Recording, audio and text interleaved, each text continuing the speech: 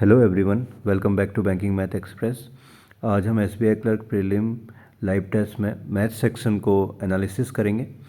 इसमें मेन चीज़ क्या रहेगी कि इसमें जो क्वेश्चंस हैं, क्वेश्चन तो लगभग सेम ही आने। जैसे मान लीजिए क्वेश्चन जो दिया हुआ है आपके सामने, ये दिया हुआ है प्रॉफिट एंड लॉस का। तो प्रॉफिट एंड लॉस का तो क्वेश्चन रहेगा ही रहेगा। तो उसमें क्या रहेगा कि हमारे क्वेश्चन, हमारे वो कॉन्सेप्ट रिवीजन हो जाएंगे इससे। तो आप इसको ज़रूर अटेम्प्ट करिएगा, एक बार खुद से भी सॉल्व करने की कोशिश करना वीडियो को पॉज करके, और फिर देखना कि किस तरीके से सॉल्यूशन हुआ है। क्योंकि इससे ना कॉन्फिडेंस बढ़ेगा।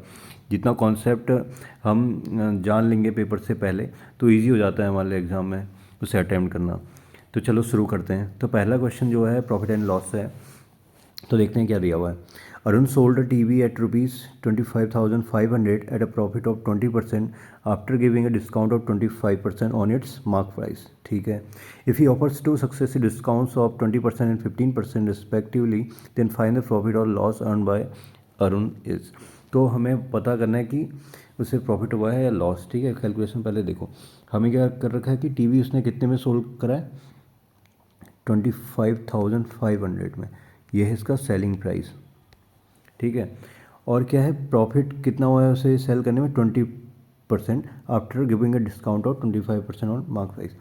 अगर ये सेलिंग प्राइस है तो सेलिंग प्राइस 20% का प्रॉफिट है, तो सेलिंग प्राइस और कॉस्ट प्राइस में रिलेशन होता है 1.2 कॉस्ट प्राइस। ठीक है। ये आपको मैं बताऊंगा अगर अलग अलग सेपरेट में प्रॉफिट एंड लॉस की वीडियो बनाऊंगा। तो अगर 20% का प्रॉफिट होगा तो रिलेशन होता है सेलिंग प्राइस और कॉस्ट प्राइस में, selling price equal to 1.2 cost price. क्योंकि 20% का प्रॉफिट हुआ है, सो 20% को कैसे लेंगे, 0.20, और प्रॉफिट हुआ है तो उसे 1 से ऐड कर देते हैं, 1.20। ये मैंने अपने परसेंटेज वाली जो वीडियो है उसमें भी आपको बताया हुआ है। ठीक है। तो यहाँ पर इसलिए 1.2, अगर मान लो कि 30% का होता तो 1.3 हो जाता है इसी तरीके से। तो ये रिलेशन ही ये आ गया। तो यहाँ से हम कॉस्ट प्राइस निकाल ही लेते हैं सीधा। पॉइंट हटेगा तो कितना आ जाएगी वैल्यू, ये 000 हो जाएगा, ये 12 हो जाएगा। 12 से डिवाइड करो, 24 1 3, तो ये 21,250 कॉस्ट प्राइस। ठीक है। अगला क्या बोल रहा है, तो ये कब हुआ था कि after giving a discount of 25% on its mark price. अगर मार्क प्राइस में डिस्काउंट देता हूँ 25% का डिस्काउंट दे दिया तो कितना परसेंट बचा, 75% बचा। ये क्या हो जाता है, सेलिंग प्राइस। मार्क प्राइस में अगर हम डिस्काउंट दे रहे हैं वो कन्वर्ट हो जाएगा सेलिंग प्राइस में, और सेलिंग प्राइस क्या दे रखा है, 25,500। तो मार्क प्राइस क्या हो गया, तो इसमें 00 बढ़ाओ, इसको 25 से काटो तो हो जाएगा 3 3 9 12, 34,000 मार्क प्राइस है। अब कह रहा है if he offers to succeed discount of 20% 15% respectively, then find the profit और लॉस परसेंट। तो हमें सेलिंग प्राइस निकालना पड़ेगा कि मार्क प्राइस में 20% और 50% डिस्काउंट लगाने के बाद उसका सेलिंग प्राइस क्या है। जब भी 2 सक्सेसिव डिस्काउंट्स हों तो उसका तरीका क्या होता है, 2 सक्सेसिव डिस्काउंट्स कितने कितने का है, 20% और 15%। जब परसेंट ऐसे होता है तो उसका होता है इफ़ेक्टिव डिस्काउंट परसेंटेज निकालते हैं। पहला डिस्काउंट D1 मान लो, दूसरा discount D2 minus D1 into D2 upon 100। तो देखो D1 कितना है 20, ये है 15, तो D1 इंटू D2 कितना हो गया 300 अपॉन 100 माइनस 3, तो कितना हो गया 35 माइनस 3 कितना हो गया 32% का डिस्काउंट होगा। 32% का डिस्काउंट का क्या मतलब हो गया, जो मार्क प्राइस है जो कि क्या है 34,000, उसमें 32% का डिस्काउंट मतलब वैल्यू कितनी बची, 60%, 68% बची। तो यही सेलिंग प्राइस है आपका। तो इसको कैलकुलेट करो, 34 और 68 को मल्टीप्लाई करो,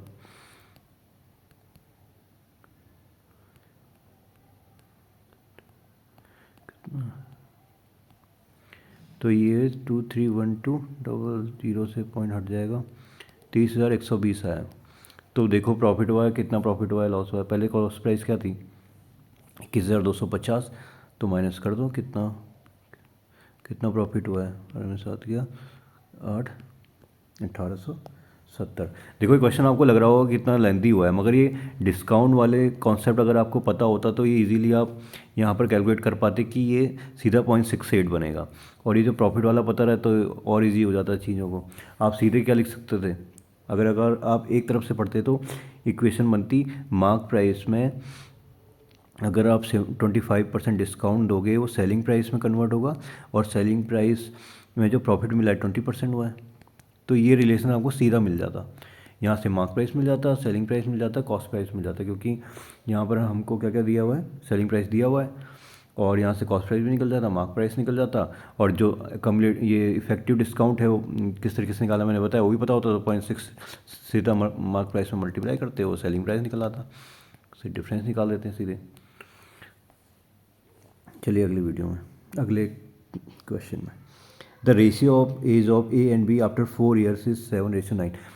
ठीक है, तो ए रेशियो बी प्रेजेंट को दिखाएंगे 0 से, और पास्ट को दिखाएंगे नेगेटिव से, और फ्यूचर में जो देगा फिगर उसको पॉजिटिव से दिखाएंगे।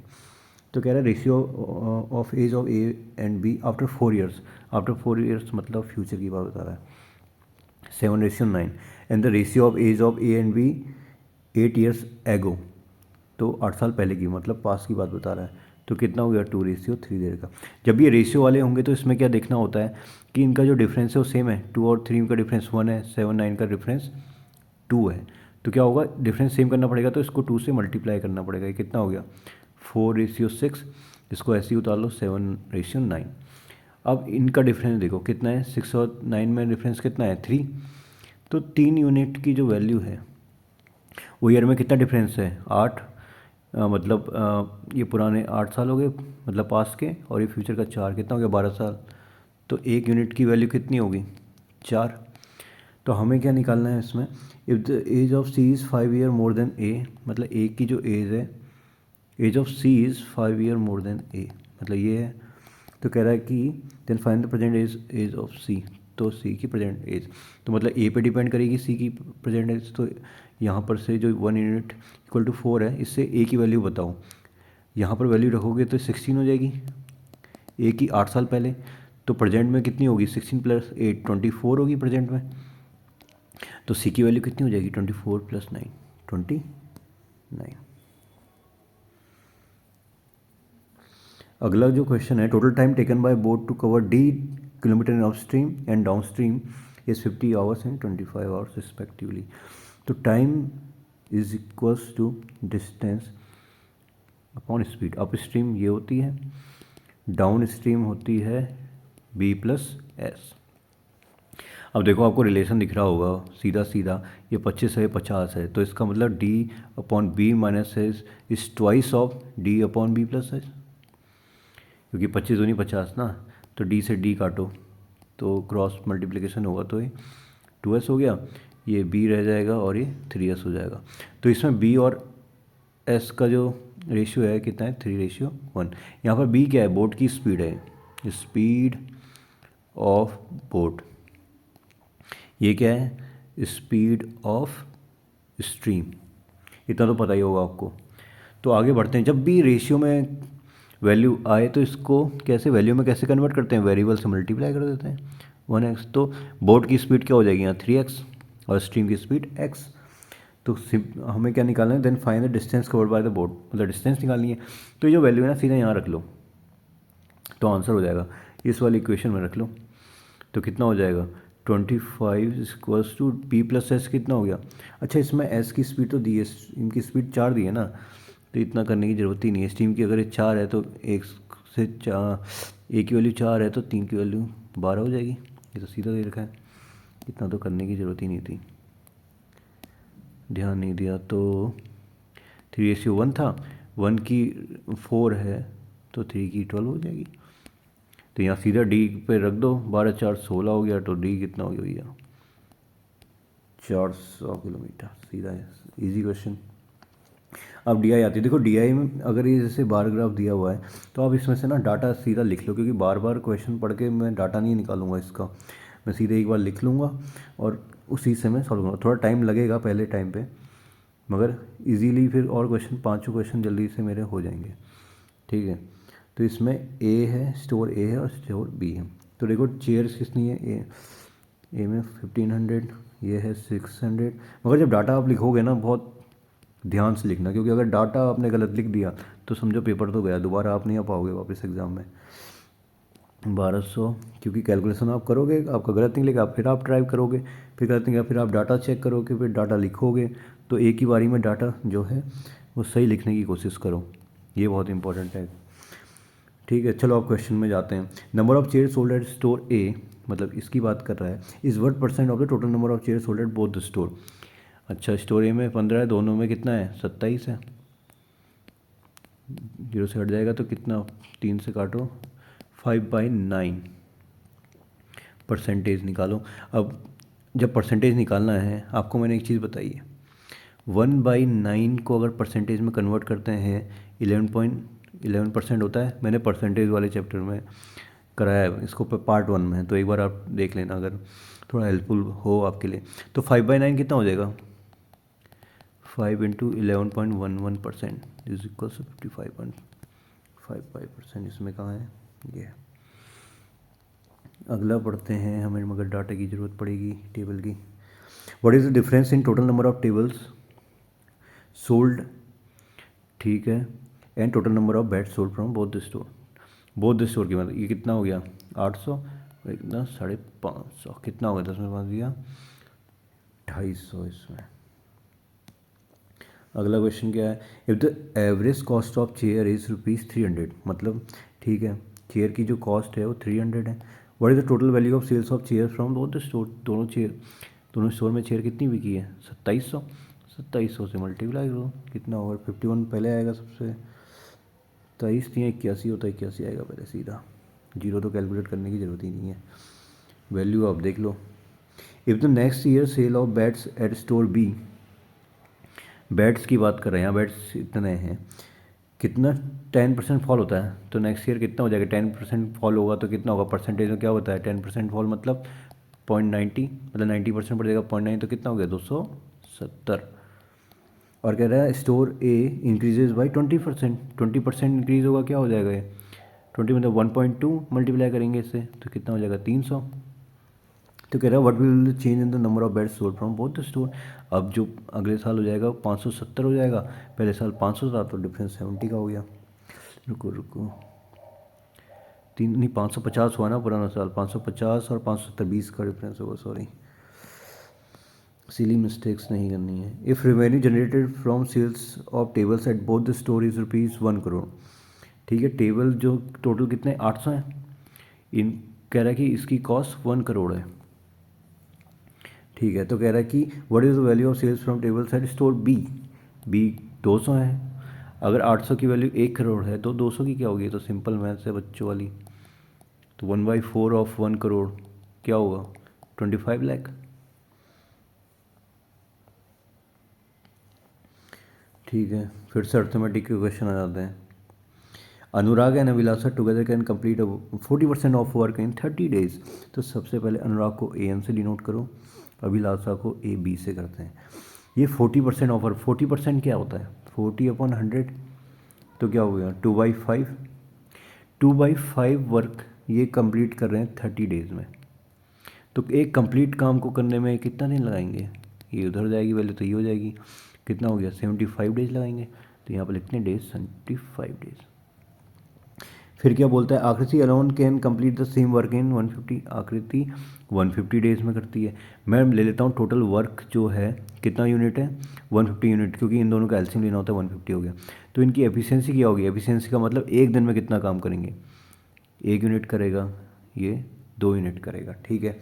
Final time taken by all 3 to complete the whole work together, मतलब बोल रहा है इन तीनों मिल के ये टोटल काम कितने दिनों में करेंगे, अगर ये तीनों जोड़ेंगे तो 2 और 1 3 हो गया, एक दिन में 3 यूनिट काम कर रहे हैं, तो टोटल 150 यूनिट काम करने में कितने दिन लगेंगे, 50 डेज, सिंपल।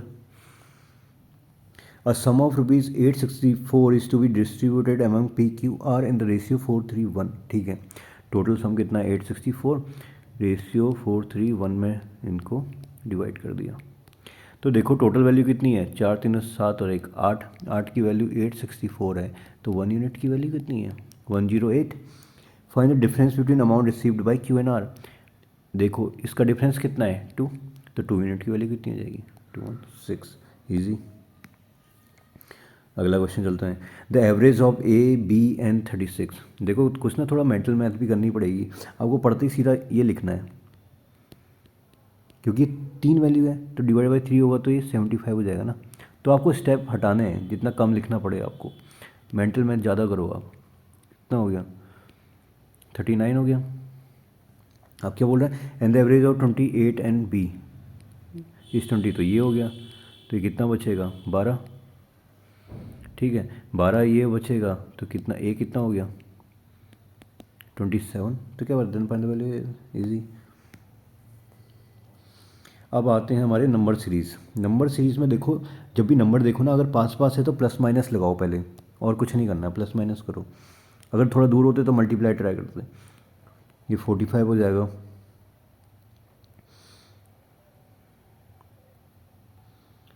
ठीक है कितना 5 0, ठीक है -90 हो गया, ये प्लस हुआ 48 हो गया, ठीक है माइनस करो 93 हो गया, ठीक है फिर प्लस हो गया 45। तो अगर मैं देखूँ ये 45 प्लस -90 प्लस 45, तो इसका मतलब ये भी प्लस 45 -90 होने के चांसेस हैं, तो मैं ट्राई करूँगा। तो देखो ये तीसरा नंबर मतलब 375 में 45 जोड़ो कितना हो गया 420, और 420 और 330 में डिफरेंस कितना है 90, तो बन जा रहा है ना। तो इसका मतलब 423 420 होगा। इस तरीके से आपको पता करना है। देखो ये भी नंबर पास आसपास हैं, तो इसमें भी प्लस माइनस करेंगे। एक बारी में करने में अगर आपको समझ में आ रहा है ना कि यार सब नहीं हो रहा है, एक बार ही अटैम्प्ट करो, नहीं हो रहा है कोई नहीं स्किप करो, क्योंकि प्री में आपको दोबारा आने का टाइम नहीं मिलेगा, आप इतना टाइम लगाना नहीं है, एक क्वेश्चन एक मार्क्स से कोई ज़्यादा फर्क नहीं पड़ेगा। ठीक है ये 22 है, ये 33, ये तो इजी बच्चों वाला गेम हो गया। तो कितना होगा 55 होगा, लास्ट वाला गलत होगा। अगला क्या है, ये भी आसपास हैं, ये +13 है, ये 15 है, ये 18 है, ये 21 है, ये 28 है, ठीक है कितना 13 2 15 15 3 18 18 3 21 21।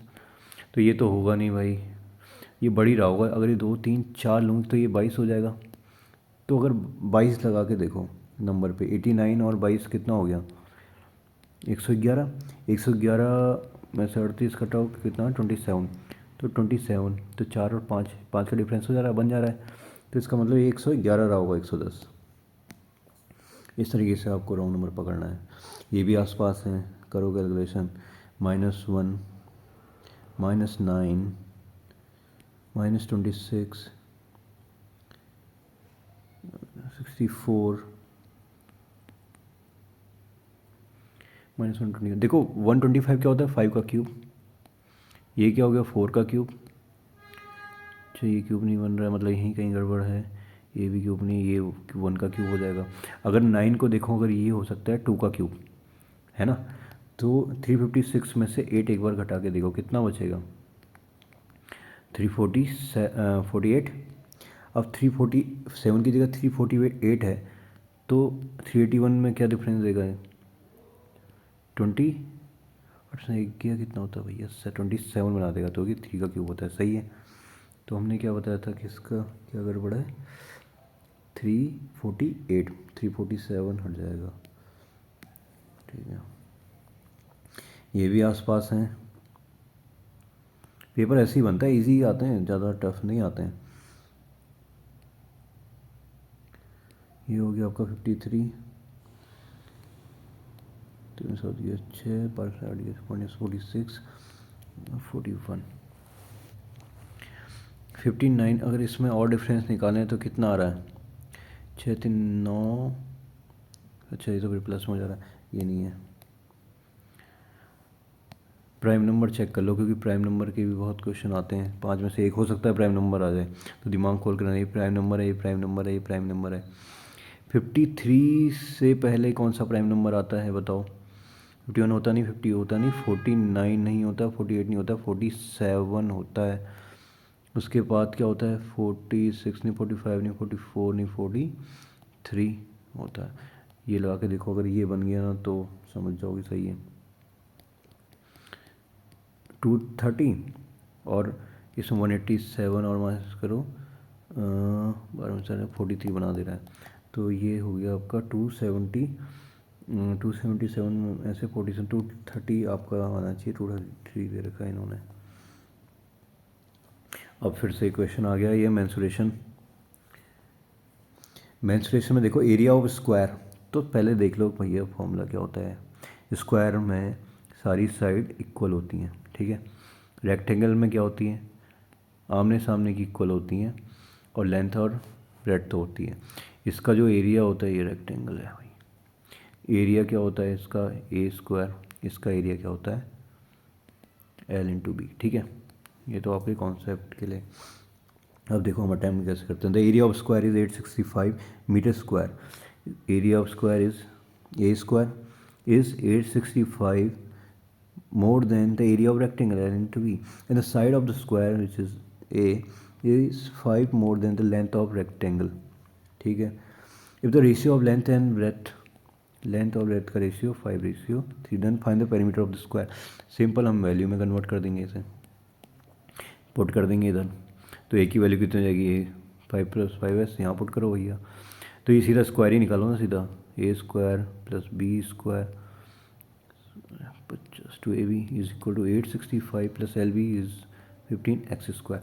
15x स्क्वायर 25 कितना? 10x स्क्वायर बचा, ये 50x हुआ, ये आ जाएगा 25 बढ़ेगा तो 840 हो जाएगा।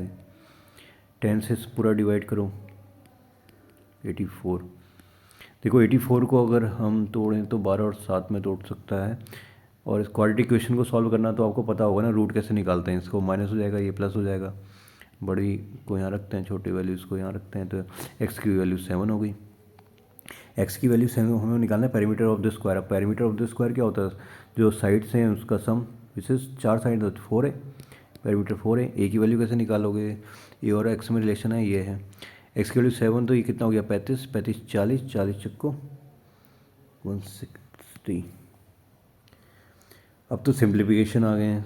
सिंप्लीफिकेशन देखो भैया थोड़ा तेज़ करने पड़ेंगे। सबसे पहले आपको यही अटैम्प्ट करना है। ये तो मैं आपको बता रहा हूँ कॉन्सेप्ट बिल्डिंग के लिए, ये मौका है आपका, ना कि किस तरीके से अटैम्प्ट करना है। अटैम्प्ट तो आपको सबसे पहले इजी से करना है, सिंपल वाले क्वेश्चन पहले करना है। जैसे ये है सिंप्लीफिकेशन, आपको निपटा देने हैं पहले के पहले, इससे कॉन्फिडेंस आपका बढ़ेगा। मैं आपके कॉन्सेप्ट के लिए बता रहा हूँ, क्योंकि ये जो क्वेश्चन है इसी तरीके के आने हैं। 15 और 4 कितना हो गया? 60 हो गया। 60 और 68 कितना हो गया? 128 हो गया। 16 करोगे तो 8 होगा, मेरे हिसाब से तो सही है। इस तरीके से यही करना है। देखो 6 + 2 8 हो गया, 48 6 बार कटेगा, 6 18 हो गया।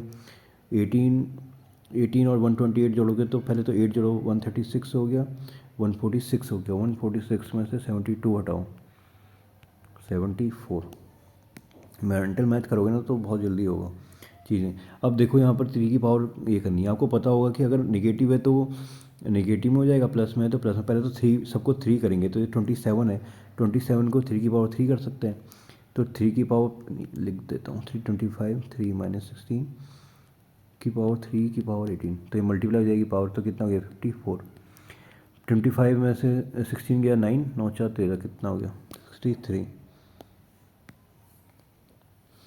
ये भी इजी है। देखो परसेंटेज से 2 जीरो हट जाएंगे तो कितना हो जाएगा? 3 5 15, 3 9 1 10, 105।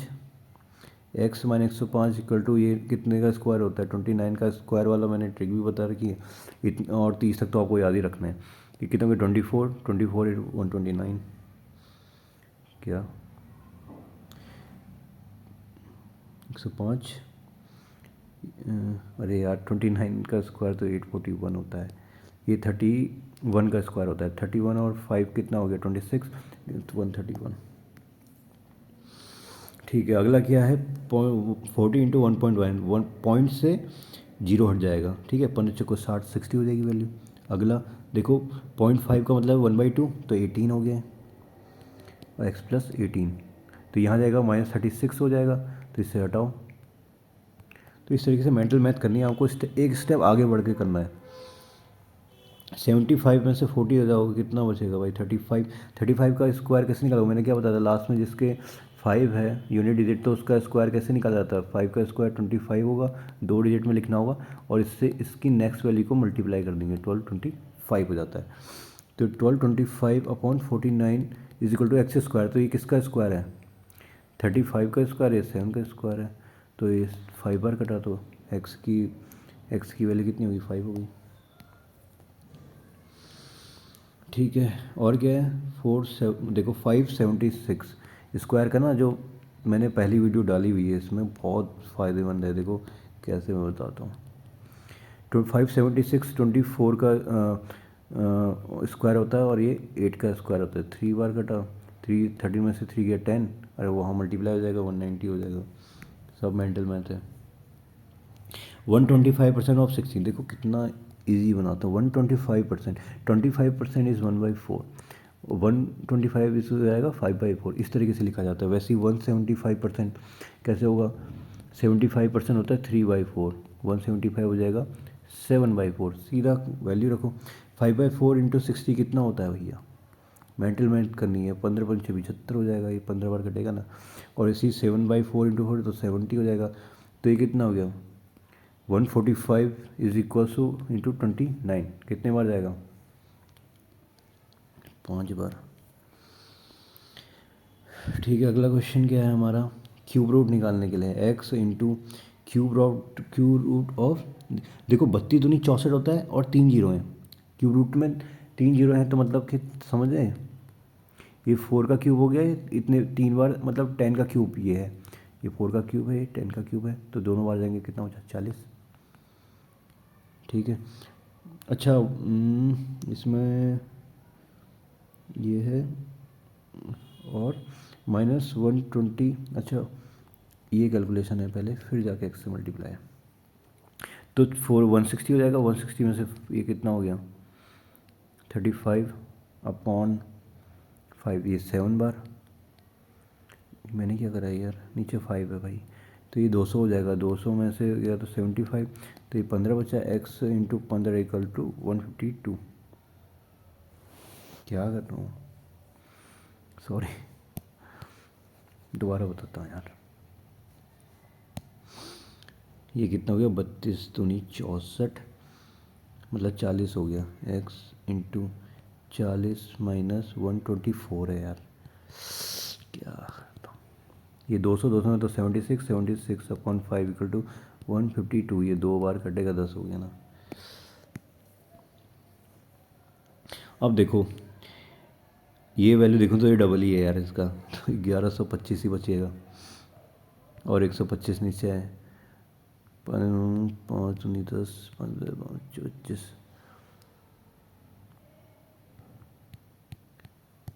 9 बार कट रहा था ये। √129 माइनस एक्स, तो अंडर रूट हटाने के इसको स्क्वायर करेंगे, एक्स को इधर लाएंगे। 122 माइनस 81, 41। ठीक है, अगला क्वेश्चन जो है हमारा, passing marks in an examination is 33% of maximum marks.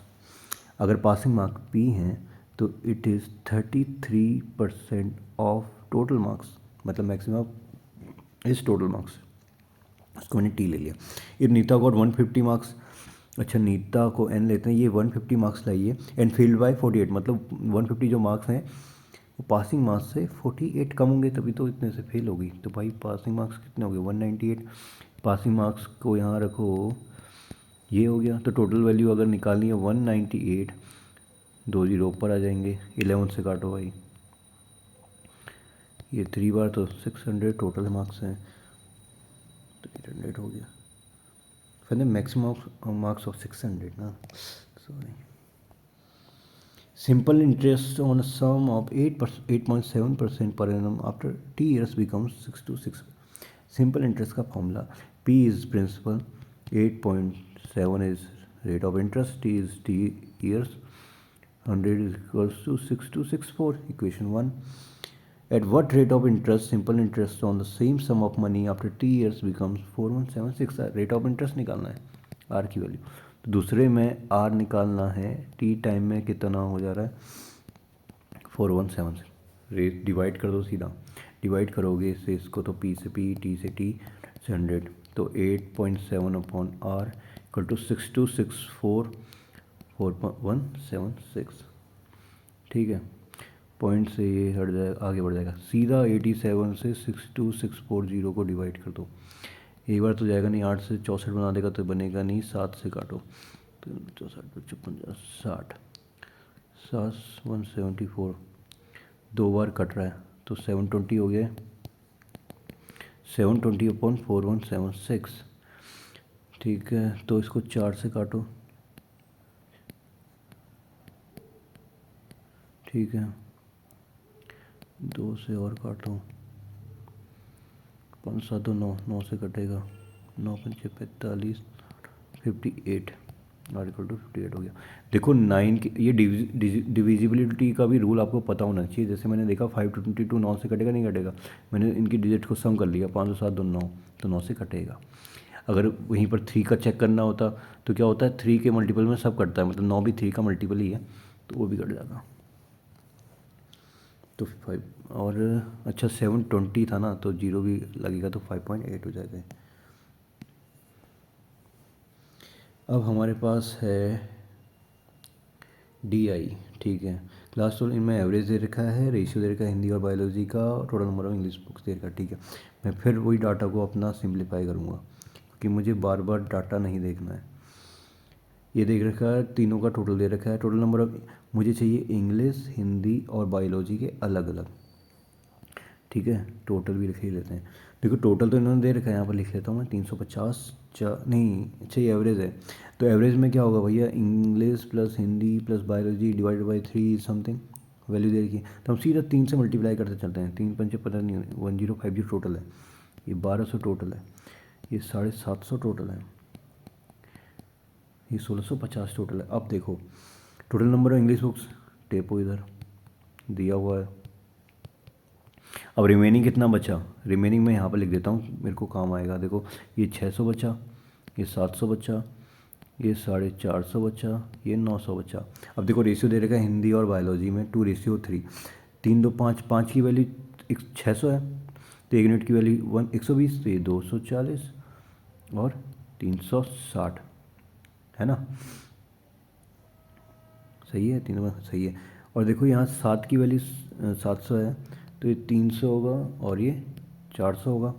ये 9 की वैल्यू 450 है, तो ये कितना 50 बार, तो 250 और ये 200 है। ये 9 से है तो 400 और ये 500 है। ठीक है, final total number of Hindi books of class 10 ये 250 है। अच्छा 10 11 और 9, 10 11 और 9 कितना हो गया, 4 3 7 और 950। The ratio of total number of biology books of class 11 which is 400 and class 10 600 हो गया, टुगेदर तो total number of Hindi books of class 9, Hindi books of class 9 is 4। अच्छा 3:2। ठीक है, if the total number of books of class 8, class 8 की बात कर रहा है, ये 60% मोर, यहाँ हटा देता हूँ पहले भाई, class 8 is 60 total number of books is 60% more than total number of biology books of class 9। Biology books क्या है ये, तो ये total number of books of class 8 is 60% more than total number of biology books of class 9। तो ये biology books 500 है, तो इसके 60% मोर क्या होगा, 185 800। क्या करें, and the total number of English books of class 8 is 400, English book है आपकी 400। Then find the average number of total, find the average of total number of biology and Hindi. Biology और हिंदी का बचा कितना, 400 बचा, टोटल 800 है और ये 400 तो 400 बचा, और इनका एवरेज क्या होगा, डिवाइड बाई 2। ठीक है, इसको थोड़ा ऊपर,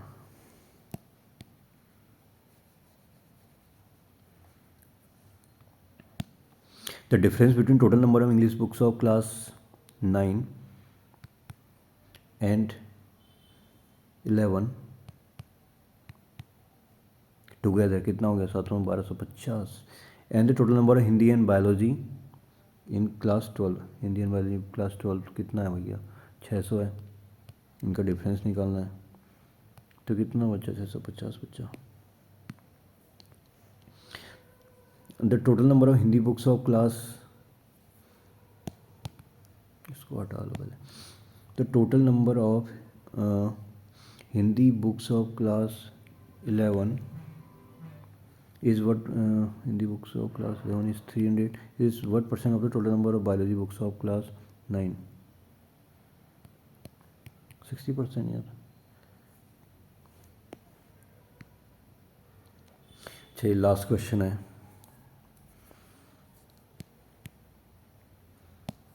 बोल रहा है कि विमल विनय ने पार्टनरशिप वाला है। देखो यार आप प्रैक्टिस कर रहे हो ना इसमें कॉन्सेप्ट में, आपको बहुत बेनिफिशियल रहेगा। आपको पता थोड़ा प्रैक्टिस करने से ना वहाँ पर आपको थोड़ा कॉन्फिडेंस रहेगा कि किस तरीके से हमें अटैम्प्ट करना है।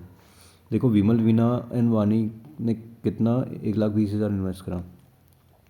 विमल Veena and Vani total investment कितना है 1,20,000। ठीक है। Vimal invested 16,000 more than Veena and Veena invested ₹10,000 more than Vani. Vani ने अगर एक्स करा है तो ये 10,000 लिख क्यों नहीं रहा ढंग से, प्लस एक्स होगा। और विमल कितना होगा 16,000 मोर मतलब 26,000 प्लस एक्स। और टोटल इन्वेस्टमेंट इज 1,20,000। तो टोटल मिलाओगे तो कितना हो गया 36,000 प्लस 3x इक्वल टू 1,20,000। ये हटाओ 36 माइनस करो 84 28,000। तो इनकी इन्वेस्टमेंट पता लग जाएंगे। देखो 28,000 प्लस 26,000 कितना हो जाता है 54,000। ये 38,000 हो जाएगा क्योंकि 10,000 हो रहा है, ये 28,000 हो गया। 1,000 हटाओ 54 2 से डिवाइड करो 14। ये आ गया रेशियो इनकी इन्वेस्टमेंट का। हमें बोल रहा है कि out of total profit of इनको कितना हुआ 80,000 का प्रॉफिट हुआ है। तो कह रहा है what was the share of profit of Vimal. Vimal मतलब ये टोटल यूनिट कितना बनाए 14 और 19 कितना हो गया 33 और 7 40 और 60 की वैल्यू 80,000 है। तो 27 की वैल्यू 27 की कितनी हो जाएगी, नहीं 3 से काटा मैंने और ये 40,000 तो और 36।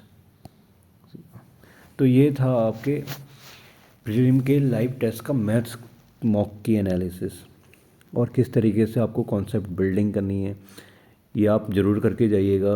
अगर आपने कुछ सीखा तो ज़रूर कमेंट्स करिएगा और वीडियो को लाइक एंड सब्सक्राइब ज़रूर कर दीजिएगा और आगे अपने दोस्तों को भी शेयर करिएगा।